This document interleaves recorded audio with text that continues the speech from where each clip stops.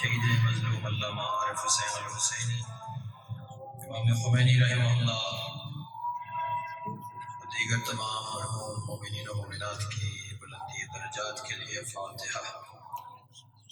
بسم اللہ الرحمن الرحیم، الحمد للہ رب العالمین الرحمن الرحیم مالک یوم الدین، ایاک نعبد و ایاک نستعین، اهدنا الصراط المستقیم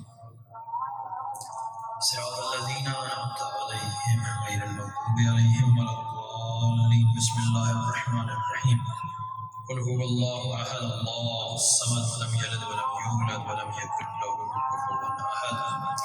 بسم اللہ الرحمن الرحیم، قل هو اللہ احد اللہ الصمد لم یلد ولم یولد ولم یکن له کفوا احد۔ بسم اللہ الرحمن الرحیم، قل هو اللہ احد اللہ الصمد لم یلد ولم یولد ولم یکن له کفوا احد۔ کذالک اللہ ربنا الکریم۔ صلوات اللهم صل على محمد وعلى محمد۔ اعوذ باللہ من الشیطان الرجیم، بسم اللہ الرحمن الرحیم۔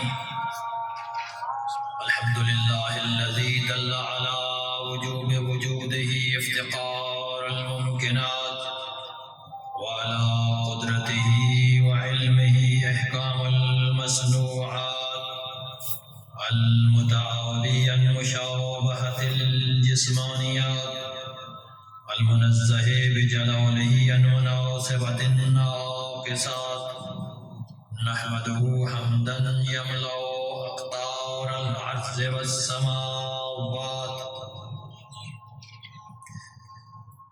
والصلاة والسلام علی نبیہ صاحب الآیات والبینات، سیدنا و مولانا و مولا الکونین ابی القاسم محمد اللهم صل على محمد وعلى محمد۔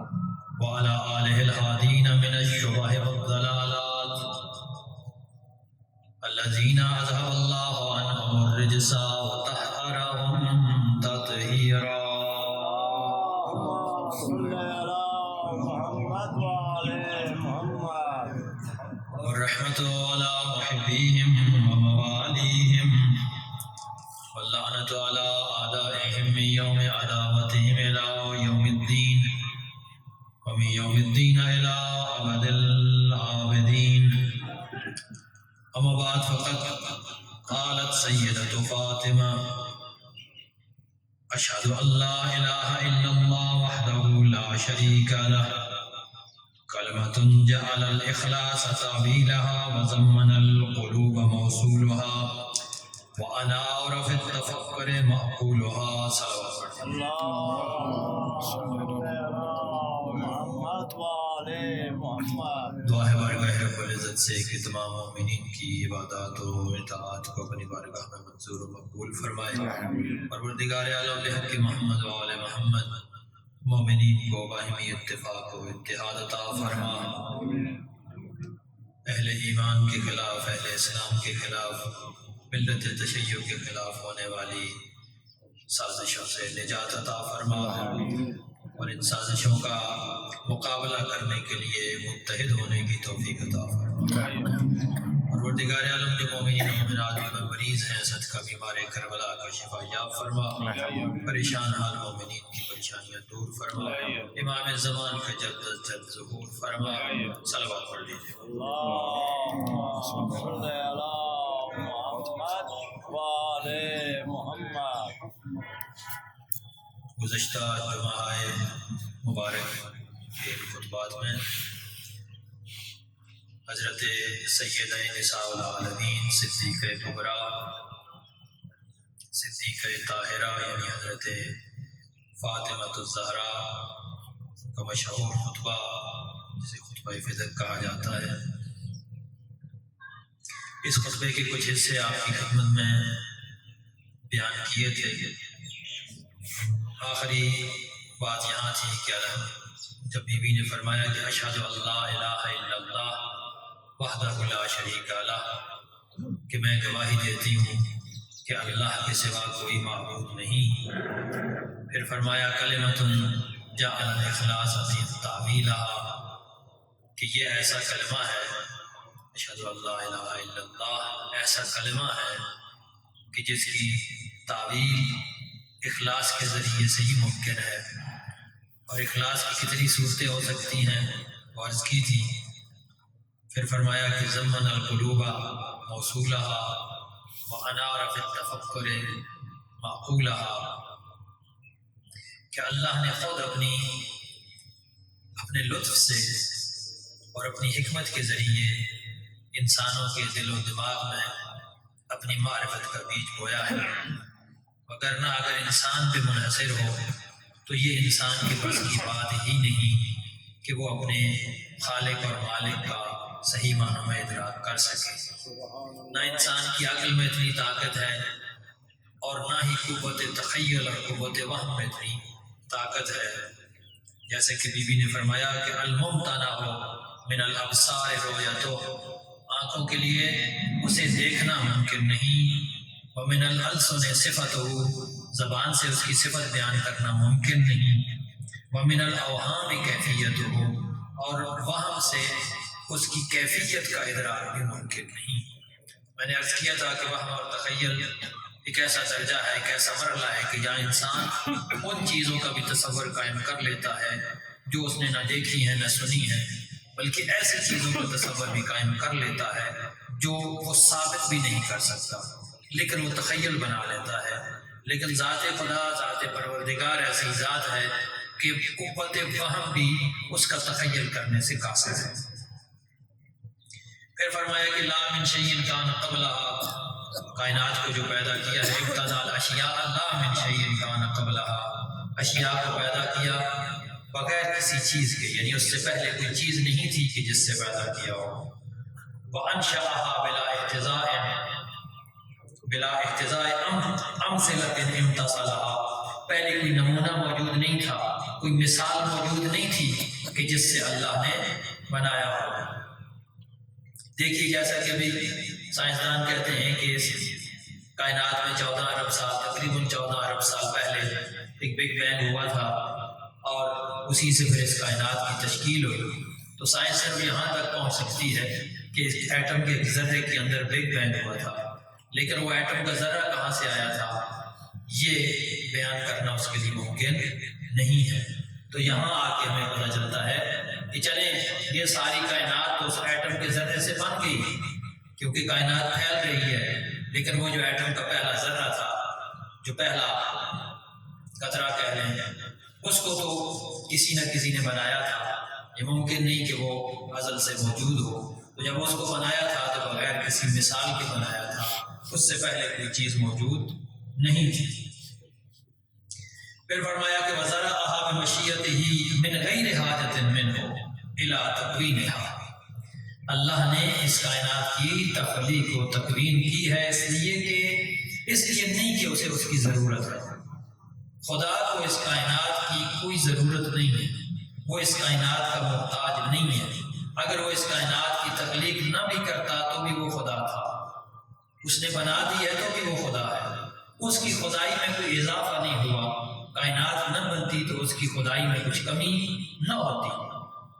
تو پھر فرمایا وَلَا فَائِدَةَ لَهُ فِي تَصْوِيرِهَا إِلَّا تَثْبِيتًا لِحِكْمَتِهِ وَتَنبِيهًا عَلَىٰ طَاعَتِهِ، اس کائنات کی تصویر میں، اس تخلیق میں، اس کو بنانے میں کوئی فائدہ نہیں تھا، یعنی خدا کا ذاتی فائدہ کوئی نہیں تھا، اس نے اپنی ذات کے لیے نہیں کیا، إِلَّا تَثْبِيتًا لِحِكْمَتِهِ، صرف اپنی حکمت کو ثابت کرنے کے لیے، وَتَنبِيهًا عَلَىٰ طَاعَتِهِ، اور مخلوق کو اپنی اطاعت کی طرف متوجہ کرنے کے لیے، وَإِظْهَارًا لِقُدْرَتِهِ، اور اپنی قدرت کے اظہار کے لیے، تَعَبُّدًا لِبَرِيَّتِهِ، کہ اس کی مخلوق اس کی عبادت کرے اور عبادت کے ذریعے اپنے لیے کمال حاصل کرے، وَإِعْزَازًا لِدَعْوَتِهِ ثُمَّ جَعَلَ الثَّوَابَ عَلَىٰ طَاعَتِهِ وَوَضَعَ الْعِقَابَ عَلَىٰ مَعْصِيَتِهِ، پھر اللہ نے اطاعت پر ثواب رکھا اور معصیت پر عقاب رکھا، معصیت پر سزا رکھی، زیادۃ لعبادہ من نقمتہ وحیاشۃ لہم الی جنتہ، یہ جو اس نے ثواب و عقاب رکھا ہے، یہ ثواب و عذاب رکھا ہے کہ اطاعت کرو گے تو ثواب ملے ملے گا، نافرمانی کرو گے تو عذاب بھگتو گے، اس میں بھی اس کا کوئی ذاتی فائدہ نہیں ہے، اس خدا کو اس سے کچھ حاصل نہیں ہے، کیونکہ وہ تو کامل علی الاطلاق ہے، وہ تو مکمل ہے ہر لحاظ سے، ہر جہت سے۔ تو یہ ثواب اور عقاب بھی یہ بھی بندوں کے فائدے کے لیے ہے۔ اس کو ایک علم کلام میں قاعدہ لطف کے عنوان سے بیان کیا جاتا ہے۔ قاعدہ لطف یہ ہے کہ خداوند متعال انسانوں کے لیے ہر وہ عمل، ہر وہ کام انجام دیتا ہے جس کے ذریعے وہ اس کی اطاعت کے قریب ہو کر فائدہ پا سکتے ہیں، اور جس کے ذریعے وہ اس کی نافرمانی اور معصیت سے دور ہو سکتے ہیں۔ یہی چیز ہے، اور اسی لیے اسی قاعدے لطف کے تحت، اپنے اس لطف کے تحت پروردگار نے انبیاء بھیجے، رسل بھیجے، ائمہ کو بھیجا، صرف اس لیے کہ وہ بندے اس کی اطاعت کے قریب تر آ سکیں، اس کے قریب آ سکیں۔ وہ اس کی ذات کی ضرورت نہیں تھی، یہ بندوں کی ضرورت تھی، تاکہ بندے اس کی ذات کے قریب تر آ سکیں۔ تو اس میں انسانوں کا ہی فائدہ ہے، پروردگار کو اس سے کچھ حاصل نہیں ہے۔ اس کے بعد بی بی نے اپنے بابا حضرت محمد مصطفیٰ صلی اللہ علیہ وآلہ وسلم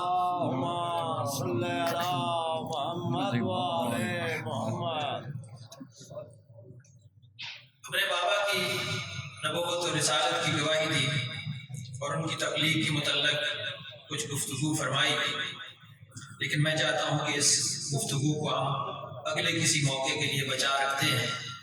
آج کچھ اور بھی ضروری باتیں ہیں جن پہ بات کرنا ضروری ہے۔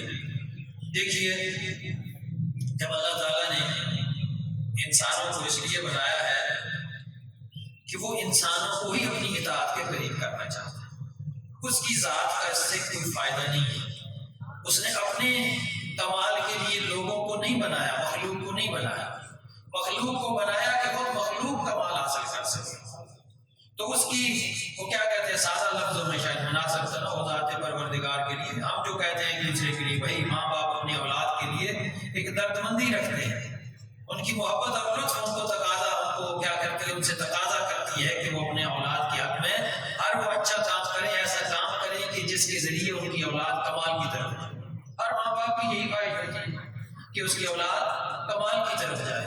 دنیاوی کمال کی کئی لوگوں کی خواہش صرف دنیاوی کمال تک ہوتی ہے، کسی کی خواہش دینی کمال تک ہوتی ہے، کسی کی خواہش یہ ہوتی ہے کہ دینی اور دنیاوی دونوں طرح کے کمالات انسان حاصل کر سکے، اس کی اولاد حاصل کر سکے۔ لیکن بہرحال اتنی خواہش ہر والدین کے اندر موجود ہے کہ وہ یہ چاہتے ہیں کہ ان کی اولاد کمال کی طرف راغب ہو، کمال کی طرف بڑھے۔ تو اس میں ان کا تو کوئی فائدہ نہیں ہوتا، ان کو کیا حاصل ہوتا ہے؟ ماں باپ تو اپنی زندگی گزار چکے ہوتے ہیں اور پھر انہوں نے دنیا سے چلے جانا ہوتا ہے، اب تو آگے جانے کے مراحل آتے ہیں، لیکن وہ اپنی اولاد میں یہ کیا کرتے ہیں، درد مندی رکھتے ہیں۔ یہ صرف سمجھانے کے لیے مثال میں نے دی۔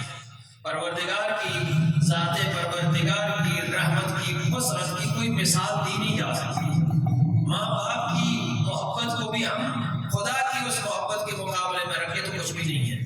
جہاں اس کا لطف ہے، جہاں اس کی محبت اپنی مخلوق کے لیے، اس کے مقابلے میں کوئی انسان نہیں آ سکتا۔ لیکن سمجھنے کے لیے بسا اوقات مثالیں، قرآن مجید نے بھی تو مثالوں سے کام لیا ہے بات کو سمجھنے اور سمجھانے کی۔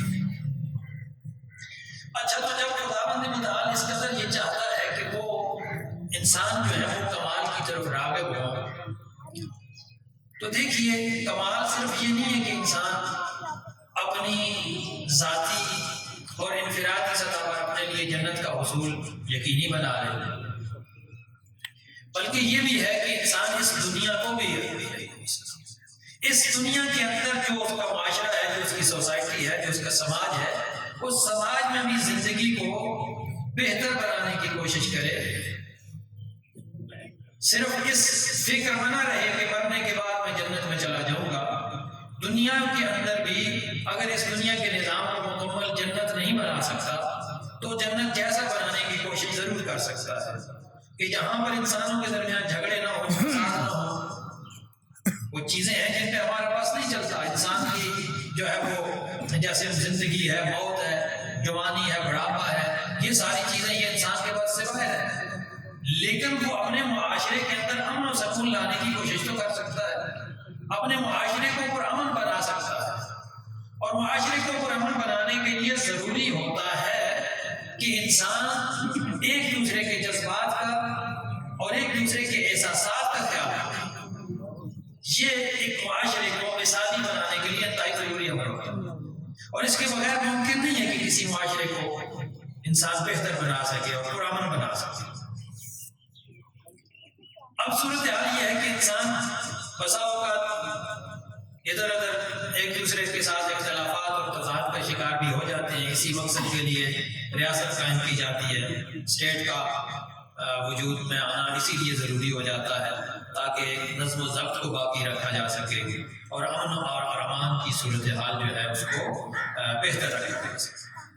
لیکن بسا اوقات ہوتا یہ ہے کہ جب ریاست کوئی ایک طرفہ عمل اختیار کرتی ہے تو اس کے نتیجے میں بجائے اس کے کہ معاشرے کے اندر نظم و ضبط پیدا ہو یا معاشرے کے اندر امن کی صورتحال پیدا ہو، اس کے نتیجے میں امن کی بجائے مزید فساد کی طرف معاملات چلے جاتے ہیں. تو ایسی صورت میں جو ریاست کے ذمہ دار ہوتے ہیں، جو ریاست کے ستون ہیں، ان کی یہ ذمہ داری ہوتی ہے کہ وہ ایسے اقدامات کریں کہ جن کے ذریعے معاشرے کا امن جو ہے وہ برپا کیا جا سکے.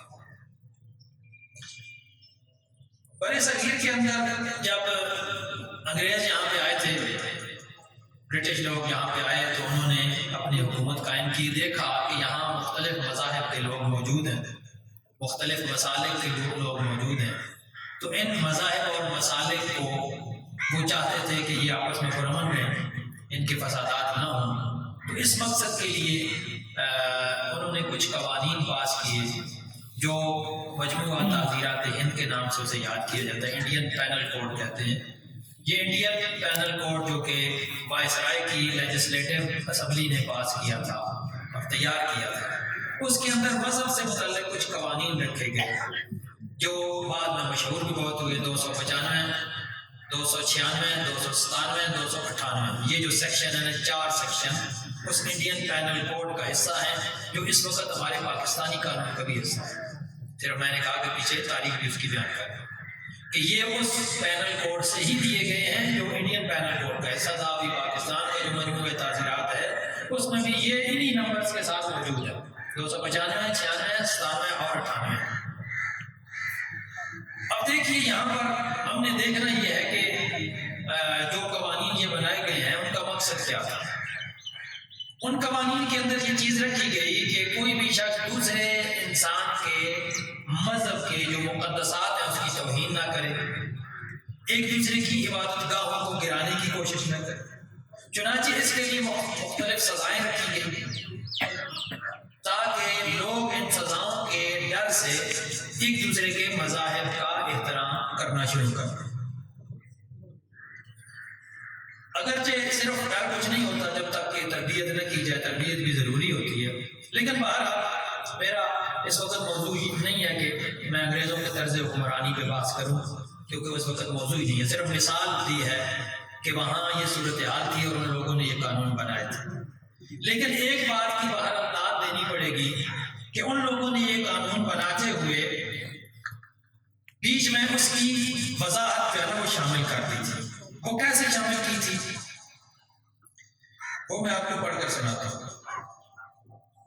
اس میں انہوں نے ایک شیٹ میں لکھا کہ ہم علماء ادیان کو تمام مذاہب کے متعلق آزادانہ بحث کا بھرپور موقع بھی دینا چاہتے ہیں اور ساتھ ہی اس بحث کی آڑ میں دانستہ اور ارادتاً کسی مذہب کی توہین کا راستہ بھی روکنا چاہتے ہیں.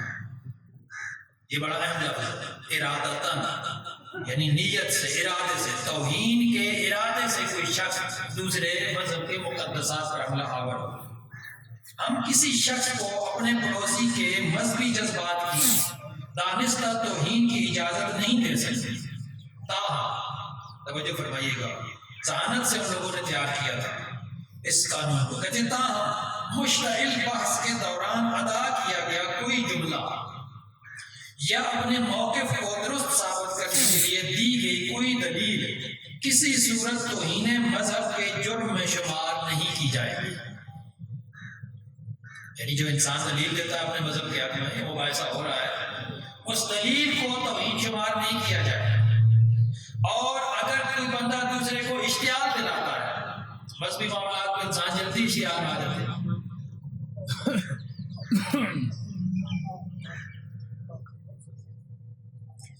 ایک برادر مومن افضل صاحب ہیں، علیل ہیں شدید، ان کے لیے التماس دعا کے لیے کہا گیا، پروردگار عالم کو شفاء کامل و اجل عطا فرمائے۔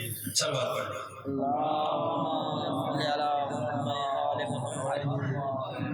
تو عرض یہ کر رہا تھا کہ اس میں نے یہ لکھا کہ دیکھیں انسان جو ہے اس بھی بعض میں جلدی اشتعال میں آ جاتا ہے، تو اشتعال کی صورت میں اگر غصے میں کوئی لفظ منہ سے نکل جاتا ہے تو اس کو بھی توہین شمار نہیں کیا جاتا۔ اب دیکھ لیجیے کہ کتنی ذہانت سے تیار کیا انہوں نے تاکہ اس قانون سے کوئی غلط فائدہ نہ اٹھائے۔ اب بات آ جاتی ہے ہمارے اسٹیٹ کی کہ جب ہم نے اس قانون کو اپنایا اور اس کو اپنے قانون کا حصہ بنایا تو ہم نے کیا کیا؟ ہم نے اس قسم کی کوئی بیچ میں شکل نہیں رکھی، صرف اور صرف توہین کی بات کی کہ 295 جو ہے وہ نبوت سے متعلق ہے، 298 خاندان نبوت سے، صحابہ کرام سے اور ہم سب سے متعلق ہے۔ دیکھیے بات یہ ہے کہ ہم صحابہ کرام کا احترام کرتے ہیں، لیکن بات یہ ہے کہ یہ شیعہ اور اہل سنت کے درمیان اختلاف 1400 سالوں سے چلا آ رہا کہ شیعہ کے نزدیک اہل بیت معصوم ہیں، ائمہ طاہرین، چار معصومین، اور ان کا ہر قول فعل عمل حجت ہے، لیکن صحابہ کرام معصوم نہیں ہیں، ان کا ہر قول فعل حجت نہیں ہے، ان کا بیان جو ہم تک پہنچتا ہے ظاہر انبیاء ائمہ کے صحابیوں کے ذریعے سے ہی ان کے فرامین ہم تک پہنچے ہیں نا، لیکن یہ دیکھنا ہوتا ہے کہ ان کے فرامین اگر قرآن اور سنت کے مطابق ہیں تو پھر تو ظاہر ہے اس پر عمل بھی کیا جائے گا، اس کی پیروی بھی کی جائے گی۔ لیکن اگر کہیں کسی جگہ انسان کو نظر آتا ہے کہ فلاں بندے کا یہ فعل قرآن اور سنت کے خلاف جا رہا تو وہ اس کو بیان کرنے کا حق تو رکھتا ہے، لیکن بدقسمتی سے جس طریقے سے ہمارے پاس اس قانون کو نافذ کیا گیا ہے اس کا نتیجہ یہ ہے کہ انسان گفتگو کرتے ہوئے بھی گھبراتا ہے کہ ممبر پہ میں بات کروں گا، دلیل بھی دوں گا تو اس دلیل کو توہین سمجھا جائے گا، اور پھر اتنا اس مسئلے کو اشتعال انگیز بنا دیا گیا ہے کہ لوگ جو ہے وہ قانون کو اپنے ہاتھ میں لینا شروع ہو گئے۔ کتنے ہی واقعات ہیں جہاں لوگوں نے ان قوانین کو اپنے ہاتھ میں لیا۔ تو جب ایسا ایک اشتعال انگیز ماحول موجود ہے تو پھر ہمارے قانون سازوں کو بہت زیادہ احتیاط کرنی چاہیے اور بہت دقت کے ساتھ اور ذہانت کے ساتھ قانون بنانا چاہیے۔ اس قانون میں اگر وہ تھوڑا سا بھی سکم رکھیں گے تو بڑی مشکل پیدا کرے گا ہمارے لیے۔ کیا ہمارا ملک وہی نہیں ہے کہ جہاں ایک مسیحی جوڑے کو زندہ جلا دیا گیا تھا قصور کے اندر؟ یہ ہمارا ملک وہی نہیں ہے کہ جہاں راولپنڈی کے اندر ایک معذور بچی تھی جو پوری طرح بول بھی نہیں سکتی تھی، اس کے اوپر الزام لگایا گیا کہ اس نے قرآن کی توہین کی ہے اور الزام لگا کے اس کو مار دیا۔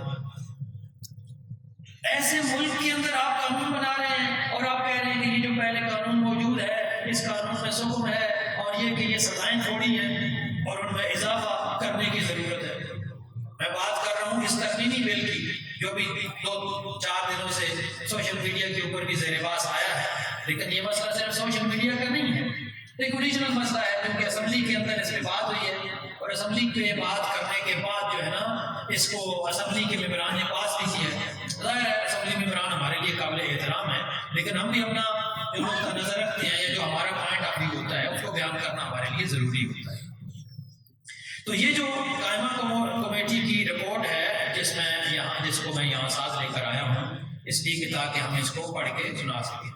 اس سے پہلے صورتحال یہ تھی کہ جو ہمارا قانون تھا 298 اس میں یہ چیز موجود تھی کہ ایک فرد جو مذہبی شاعر اور مذہبی رہنما پر تنقید کرتا ہے تو 10 سال قید کی سزا کا مستوجب ہوگا، جبکہ امہات المؤمنین، اہل بیت، خلفائے راشدین اور صحابہ کرام کی توہین کی سزا مجموعہ تعزیرات پاکستان کی لفظ 298 الف میں نہ ہونے کے برابر۔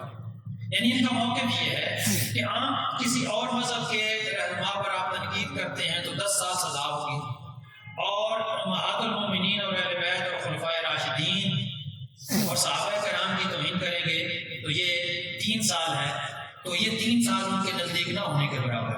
اور اور وہ یہ بھی کہتے ہیں کہ اس میں جو جرمانہ رکھا گیا وہ بھی بہت کم ہے، جرمانہ بھی زیادہ ہونا چاہیے۔ تو چنانچہ یہ تجویز کی گئی ہے کہ اس قانون کو سب سے پہلے تو ناقابل ضمانت بنایا جائے، کہ یعنی جس شخص کے اوپر توہین کا الزام لگتا ہے اس کی ضمانت نہ ہو سکے۔ ہمارے خیال میں یہ بنیادی آئین کی خلاف ورزی ہے۔ بھائی دیکھیے توہین کا ابھی تک تو الزام ہے، جب تک جرم ثابت نہیں ہو سکتا اس وقت تک وہ الزام ہے، تو الزام کو تو قابل ضمانت ہونا چاہیے۔ یہ ناقابل ضمانت بنا کر یہ عوام کے لیے، عام لوگوں کے لیے مشکل بنا رہے ہیں۔ یعنی اب کوئی بندہ کسی مقام پر بات بھی کرے گا، اپنے مذہب کی حقانیت بھی بیان کرے گا، تو کوئی بندہ بھی اٹھ کر آ کر کہہ سکتا ہے کہ اس نے تو ہمارے مذہب کی توہین کی ہے، اس کے اوپر مقدمہ کیا ہے درج کروا سکتا ہے، اور مقدمہ بھی پھر ایسا ہوگا کہ جس کی ضمانت ہی نہیں ہو سکے گی۔ تو جب ضمانت نہیں ہو سکے گی تو کیا یہ بات آزادی اظہار کے خلاف نہیں ہے جو ہمارے آئین کے اندر موجود ہے؟ جو آئین کی شکل نمبر 20 ہے اس کے اندر یہ اختیار دیا گیا ہے ہر انسان کو کہ وہ اپنے عقائد کو، اپنے مذہبی عقیدے کو بیان کرنے کا حق رکھتا ہے۔ تو اب اگر کوئی شخص اپنے مذہبی عقیدے کو بیان کرتا ہے، اور جیسا کہ میں پہلے عرض کر چکا ہوں، یہ تو 1400 سالوں سے مسئلہ چلا آ رہا ہے، شیعہ اور اہل سنت کے درمیان اختلافی مسئلہ۔ ہاں جو واقعاً توہین ہے اس کی ہم بھی نہیں اجازت دیتے، لیکن یہ کیا ہوا کہ آپ اس کو ناقابل ضمانت بنا دیں؟ تو سب سے پہلا ہمارا جو اعتراض ہے وہ یہی ہے کہ اس کو ناقابل ضمانت بنا دیا گیا۔ دوسرا، اس کی سزا جو پہلے 3 سال تھی اب اس کو بڑھا کر 10 سال کر دیا گیا، اور اس کو بھی کہا کہ عمر قید ہو سکتی ہے جو 10 سال سے کم نہ ہو، اور اس کے علاوہ یہ کہ جس کے اوپر یہ الزام لگے گا یہ مقدمہ کہاں پہ چلایا جائے گا؟ پہلے مجسٹریٹ کے پاس جاتا تھا، لیکن اب اس میں تجویز آئی ہے کہ سیدھا سیشن کورٹ کے اندر چلا جائے۔ اب مسئلہ یہ ہے کہ یہاں جو سب سے بڑی پرابلم ہے وہ یہ ہے کہ قانون کے اندر، اس قانون کے اندر توہین کی ڈیفینیشن نہیں کی کہ توہین سے مراد کیا ہے۔ تو جب ڈیفینیشن نہیں ہوگی، تعریف بیان نہیں کی جائے گی کہ کون سے الفاظ توہین ہیں کون سے نہیں ہیں، تو کوئی بھی بندہ اٹھ کر کہہ سکتا ہے کہ جناب یہ جو مولوی صاحب بیٹھ کے تقریر کر رہے ہیں یہ تو میرے مذہب کی توہین کر رہے ہیں۔ جب آپ ڈیفینیشن نہیں کریں گے قانون میں تو پھر تو کوئی بھی اٹھ کے کہہ سکتا ہے۔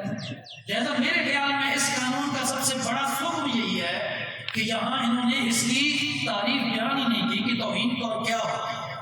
جبکہ میں پہلے آپ کو سنا چکا ہوں کہ انڈین پینل کوڈ کے اندر جب انگریزوں نے اس قانون کو بنایا تھا تو وہاں انہوں نے یہ چیز واضح لفظوں میں سب لکھ دی کہ حتیٰ کہ یہاں تک کہا کہ اگر کوئی اشتعال کے عالم میں لفظ منہ سے نکل جاتا ہے تو اس کو بھی توہین شمار نہیں کیا جائے۔ اپنے عقیدے کے حق میں کوئی بندہ دلیل دیتا ہے تو اس کو بھی توہین شمار نہیں کیا جائے گا، اور ارادتاً اگر کوئی بندہ کرے توہین کے ارادے سے تو پھر اسے توہین سمجھا جائے گا۔ اس لحاظ سے کہ میں یہاں پہ ایران کے جو قانون ہے تعزیرات کا، قانون تعزیرات، اس کی بھی ایک مثال میں لکھ کے لے کے آیا ہوں کہ جو قانون تعزیرات ہے اس کے سیکشن نمبر 513 ایرانی قانون کی ایک مثال دے رہا ہوں کہ اس میں وہ لکھتے ہیں کہ ہر قصب مقدسات اسلام و یا ہر یک از انبیاء اعظام یا ائمہ طاہرین یا حضرت صدیقہ طاہرہ اہانت نمایت اگر مشمول حکم صاحب النبی باشد اعدام بھی شود۔ اگر اس نے پیغمبر اکرم کو گالی دی ہو، صاحب النبی یعنی گالی دی ہو صریح لفظوں میں، پھر اس کو پھانسی کی سزا ملے گی در غیر ہی صورت بحبس از یک کتاب 5 سال محفوظ خارج۔ اس کے علاوہ باقی موارد میں اگر توہین کسی اور طریقے سے کیا، گالی نہیں دی، تو زیادہ سے زیادہ 5 سال کی سزا اور اس سے زیادہ نہیں۔ پھر اس قانون کے نیچے شورا اسلامی نے تشریح کر دی کہ از نظر مقررات کیفری احانت و توہین عبارت از بیکار بردن الفاظی کہ صریح یا ظاہر باشد یا ارتکاب اعمال و انجام حرکاتی کہ بلحاظ عرفیات جامع بابادر نظر گرفتن شرائط زمانی و مکانی و موقعیت اشخاص موجب تخفیف و تحقیر عنان شود۔ کہ کوئی بندہ ایسے الفاظ استعمال کرے کہ جن سے واضح ہو رہا ہے کہ یہ بندہ توہین کا ارادہ کرتا ہے، توہین کے ارادے سے ایسا کرتا ہے۔ یعنی ایک بندہ دوسرے شخص کی عزت گھٹانے کے لیے الفاظ استعمال کرتا ہے، اور اس میں سب سے مین چیز ہے ارادہ، قصد، نیت۔ جب کسی کی شان انسان گھٹانا چاہتا ہے تو وہ اس نیت سے یہ بات کرے گا، او فلانا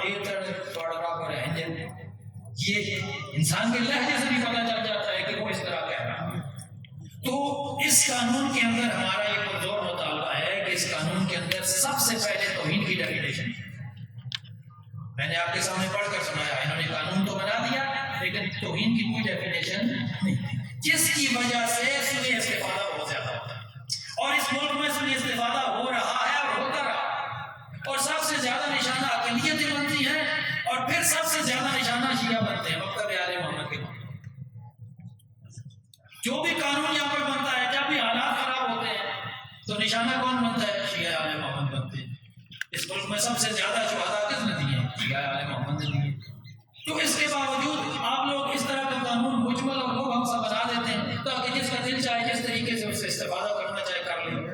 تو اس سوء استفادہ کو روکنا ہے تو یہ ضروری ہے کہ اس کے اندر واضح کیا جائے کہ توہین سے کیا مراد ہے. اور پھر جب آپ اس 10 سال سزا کی قید لگا رہے ہیں یا عمر قید کی سزا لگا رہے ہیں تو اس کے لیے پروف دکھائیے اسلامی تاریخ سے. کیا پیغمبر اکرم نے واقعات اس کے لیے پھانسی کی سزا تجویز کی تھی؟ کیا کبھی پیغمبر اکرم نے کسی صحابی کی توہین کی صورت میں کہا کہ اس کو 10 سال قید میں ڈالا جائے؟ جب مسئلہ شریعت کا ہے تو شریعت سے ثبوت لائے جائے. شریعت سے ثبوت کیوں نہیں لائے جاتے؟ پیغمبر اکرم کی سیرت پہ عمل کیوں نہیں کیا جاتا؟ پیغمبر اکرم کی زندگی میں ایک شخص نے حضرت عائشہ پہ توہین الزام لگایا تھا جو خلاف اس وقت فعل کا الزام ہو، اس سے بڑی توہین اور کیا ہو سکتا ہے؟ اس کو کیا سزا دی گئی؟ اور کتنے ہی واقعات ملتے ہیں. تو وہاں سے ہم اس سیرت پیغمبر اکرم کو نمونہ عمل بنانے کی بجائے ہم اپنی طرف سے یہ کہنا چاہ رہے ہیں کہ جو مرضی ہے جس کا مرضی کر دیں، 10 سال قید لگا دیں، جتنا مرضی جرمانہ لگا دیں لاکھوں کے حساب سے. اور پھر سب سے جو مشکل ہے اس میں یہی ہے کہ معلوم ہی نہیں ہے، واضح ہی نہیں ہے کہ توہین کرنا کس کو کہتے ہیں. لہٰذا اس کا نتیجہ یہ ہوگا، ہم یہ سمجھتے ہیں کہ یہ قانون ابھی تک صرف قومی اسمبلی سے پاس ہوا ہے، سینٹ میں ابھی تک پیش نہیں ہوا. سینٹ سے بھی پاس ہو جائے، پھر صدر کے بھی اس کے اوپر دستخط ہو جائے تو اس کے بعد قانون بنتا ہے. ابھی تک یہ باقاعدہ قانون نہیں ہے، ایک بل ہے. ہم یہ مطالبہ رکھتے ہیں اس ملک کے سیاستدانوں سے بھی، اس ملک کے حکمرانوں سے بھی، اس ملک کے ذمہ داروں سے بھی کہ اس قانون کے اندر جو جھول موجود ہیں، اس بل کے اندر جو جھول موجود ہیں، جب تک ان کو دور نہ کر لیا جائے اس وقت تک یہ بل مکمل پاس نہیں ہونا چاہیے. سینٹ سے یہ بل پاس نہیں ہونا چاہیے، صدر کو اس بل پہ دستخط نہیں کرنے چاہیے، ورنہ اس کا نتیجہ یہ ہوگا کہ وہ لوگ جو امن و سکون سے اکٹھے رہ رہے ہیں وہ بھی آپس میں لڑنے لگ جائیں گے. کسی کا کسی کے خلاف کوئی ذاتی دشمنی ہوگی، وہ اپنی ذاتی دشمنی نکالنے کے لیے بھی اس کے اوپر توہین کا الزام لگا دے. ابھی چند دن پہلے کراچی کے اندر واقعہ پیش ہوا ہے، ایک خاتون افسر تھی، غالباً مسیحی کرسچین تھی.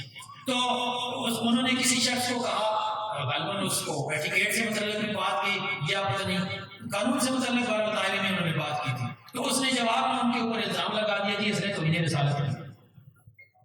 لیکن بہرحال اس وقت وہاں کے ذمہ داروں نے تھوڑا ذمہ داری کا مظاہرہ کیا اور پھر وہ خاتون بھی چونکہ اعلیٰ آفیسر تھی، وہ غریب بندہ ہوتا تو کسی نے پوچھنا ہی نہیں تھا، اس کا ساتھ ہی کسی نے نہیں دینا تھا. وہ چونکہ اعلیٰ آفیسر تھی تو سب تمام جو ہے وہ پورا ادارہ حرکت میں آ گیا، سب نے مل جل کے جناب اس بندے کو معذرت کرنے پہ مجبور کر دی. تو یہ اس طرح کے واقعات یہ بہترین شاہد ہے اس بات کے کہ یہاں اس ملک میں ایسے قوانین سے سوء استفادہ زیادہ ہوتا ہے. تو اس سوء استفادہ کو روکنا ہے تو اس قانون کو زیادہ بہتر اور واضح کرنا ہوگا، اور جب تک اس کو واضح نہیں کر دیا جاتا اس وقت تک اس قانون کو پاس ہونے سے روک دینا چاہیے. خدا اپنے متحد سے یہ دعا ہے کہ خدا ہمیں آپس میں اتفاق و اتحاد عطا فرمائے اور اس قسم کے قوانین سے بچنے کے لیے ہمیں آپس میں متحد ہو کر اس کا مقابلہ کرنے کی توفیق عطا فرمائے. السلام علیکم. جی، قرارداد مذمت اس کو آپ نعرہ تکبیر سے اس کی تائید فرمائیں گے. قومی اسمبلی میں ایک قانون پاس کیا گیا ہے 298A میں ترمیم کے لیے تحفظ ناموس صحابہ و اہل بیت بل. یہ صرف شیعہ کو دیوار سے لگانے کے لیے بنایا گیا ہے اور پاس کرایا گیا ہے، جسے ہم یکسر مسترد کرتے ہیں اور تقاضا کرتے ہیں کہ ایوان بالا سینٹ میں اس کو پیش نہ کیا جائے، منظور ہی نہ کیا جائے، کیونکہ یہ انسانی حقوق کے منافی ہے. نعرہ تکبیر سے اس کی تائید فرمائیں. نعرہ تکبیر. ایسے قانون کی آڑ میں پہلے بھی متشدد لوگ کئی پاکستانی شہریوں کی جان لے سے پرزور مطالبہ کرتے ہیں کہ اس کو فی